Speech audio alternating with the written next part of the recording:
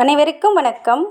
எல்லாம் வல்ல ஸ்ரீ சத்குரு சாய்நாதரின் அருளோடும் வராகி அன்னையின் அருளோடும் நம் வேண்டுதல்கள் அனைத்தும் நிச்சயம் நிறைவேறும் நம்பிக்கையுடன் தொடர்ந்து வழிபட்டு கொண்டே வாங்க. இன்றைய பதிவு மிகவும் முக்கியமான பதிவுங்க. யாருமே தவற விட்டுறாதீங்க. ரொம்ப முக்கியமான பதிவு. கண்டிப்பாக உங்களுக்கு அதிர்ஷ்டம் இருந்தால் இந்த வீடியோ உங்கள் கண்ணில் படும் அப்படின்னு தான் சொல்லலாம். உங்கள் வாழ்க்கையில் இருக்கிற எப்பேற்பட்ட பிரச்சனைகள் ஒரே நாளில் தீரக்கூடிய அற்புதமான ஒரு பதிவு தாங்க. இதுவரைக்கும் இருந்த உங்களுடைய தலையெழுத்தையே மாற்றி தரக்கூடியதுங்க. அதாவது இன்றைக்கி பார்த்திங்கன்னா திங்கட்கிழமையில் வந்திருக்கக்கூடிய அமாவாசை ரொம்ப சிறந்த பலனை தரக்கூடியது.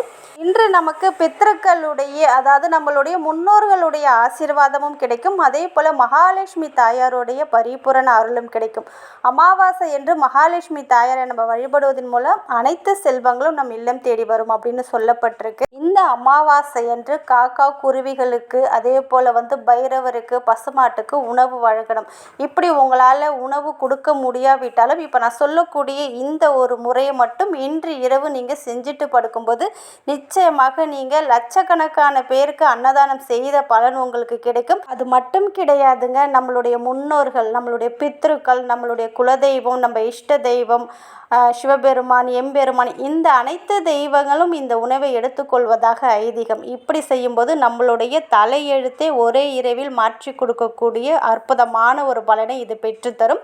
அது மட்டும் கிடையாதுங்க, எப்பேற்பட்ட கஷ்டங்களாக இருந்தாலும் அது காணாமல் போகும். நம்மளுடைய பாவங்கள் அனைத்தும் விலகும் அப்படின்னு சொல்லப்பட்டிருக்கு. இன்று இரவு தூங்க போகிறதுக்கு முன்னாடி உங்கள் வாசலுக்கு வெளியில், நிலவாசலுக்கு வெளியில் உங்கள் வீட்டில் பண வெல்லம் இருந்தாலும் சரி, அச்சு வெல்லம், உருண்டை வெல்லம், இது போல் என்ன வெல்லம் இருக்கோ அதை நீங்கள் என்ன பண்ணுறீங்கன்னா ஒரு கட்டியை உடச்சி அதை கொஞ்சம் தூளாக்கி உங்கள் வீட்டு நிலவாசலுக்கு வெளியில் வச்சுட்டு நீங்கள் வந்துடலாங்க. இப்படி நீங்கள் வச்ச உணவை, அந்த வெல்லத்தை ஆயிரக்கணக்கான எறும்புகள், பூச்சிகள் அனைத்தும் சாப்பிடும். இந்த எறும்புகள், பூச்சிகள் வடிவில் நம்மளுடைய பித்ருக்கள் இதை சாப்பிடுவாங்க அப்படின்னு சொல்லப்பட்டிருக்கு. அமாவாசை என்று இரவு நம் இல்லம் தேடி நம்மளுடைய இஷ்ட தெய்வங்கள், குலதெய்வங்கள், அனைத்து தெய்வங்களும் இதை ஏற்றுப்பாங்க அப்படின்னு சொல்லப்பட்டிருக்கு.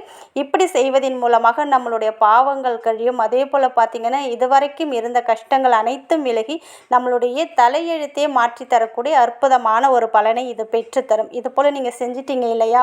இப்படி செஞ்சுட்டு வந்ததுக்கப்புறம் உங்கள் வீட்டில் எத்தனை பேர் இருக்கீங்களோ, அதாவது நீங்கள் கணவன், மனைவி, 2 குழந்தைகள் இருந்தாலும் சரி, அம்மா அப்பா, உங்கள் வீட்டில் எத்தனை பேர் இருக்கீங்களோ, நீங்கள் இரவு தூங்க போகிறதுக்கு முன்னாடி இந்த ஒரு பொருளை நீங்கள் உங்களுடைய தலைக்கு அடியில் வச்சுட்டு தூங்கணுங்க. தலையணைக்கு அடியில் மேட்ச் பாக்ஸ் இருக்க பாருங்கள், தீப்பெட்டி, இதை உங்களுடைய தலைக்கு அடியில் வச்சுட்டு தூங்கணுங்க. இது எதற்காக அப்படின்னு பார்த்தீங்கன்னா, இன்று இரவு அமாவாசை இருக்குது, அதே போல் நாளைக்கு செவ்வாய்க்கிழமை இருக்குது. செவ்வாய் பகவானால் ஏற்படக்கூடிய தோஷங்கள் விலகிறதுக்கும், வேறு ஏதாவது தீய சக்திகள் இருந்தாலும் இல்லை மற்ற கிரகங்களால் நமக்கு ஏற்படக்கூடிய தொல்லைகள் அனைத்தும் விலகணும்.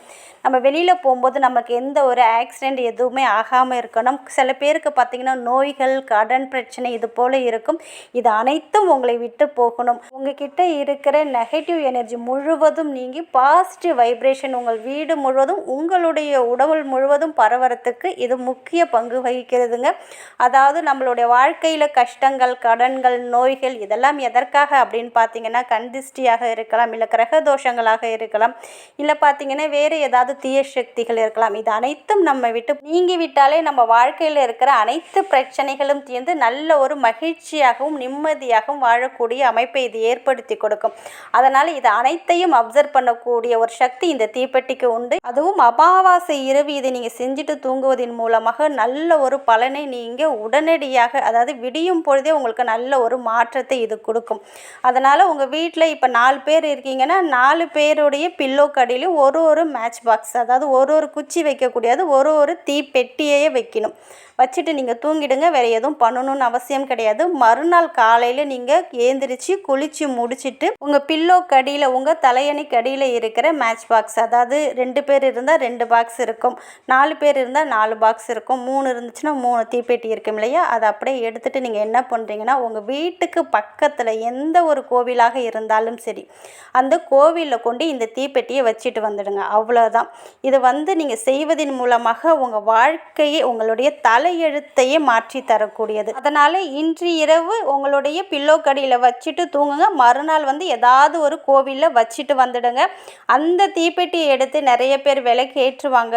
சூடம் வந்து கற்பூர ஆரத்திக்காக அதை வந்து ஏற்றி வைப்பாங்க. இது போல் அங்கே இருக்கிறவங்க எத்தனையோ பேர் வருவாங்க, எத்தனையோ பேர் அதை வந்து ஏற்றி வைப்பாங்க. ஒவ்வொரு குச்சியும் எடுத்து தீபத்தை ஏற்றும்போது கண்டிப்பாக உங்களுடைய தீர்க்க முடியாத பிரச்சனைகள் தீரும், கடன் பிரச்சனை தீரும், நல்ல ஒரு விடிவு காலம் உங்களுக்கு ஏற்படும்.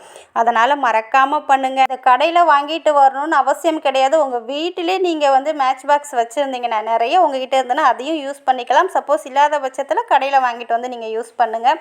இந்த அமாவாசையை தவற விட்டுட்டிங்கன்னா அடுத்த வர அமாவாசைக்கு நீங்கள் செஞ்சு பாருங்கள். இது பார்த்தீங்கன்னா சுத்தமாக இருக்கும்போது மட்டும்தான் நீங்கள் செய்யணும்.